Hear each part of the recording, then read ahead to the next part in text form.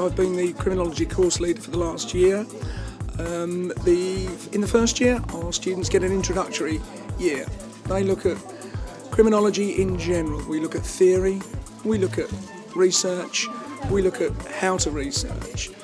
And we also make sure that they look at themselves. I think one of the most important modules they do is called investigating identity, whereby they have to look at their own identity and identity of others.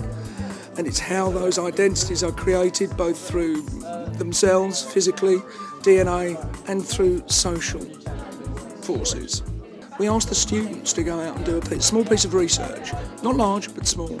And what we say is they can research anything within their field. So what we see is, for instance, this year I have one student who's actually been out on buses, coming to and from London and looking at crime on buses.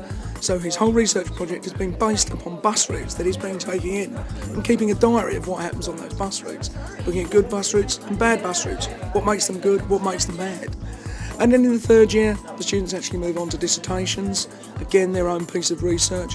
They'll specialise in some of the theories. They may be looking at cybercrime, looking at various modules like that, and specialising. I really think one thing that we pride ourselves on here at BNU is that we actually use simple tools for complex problems.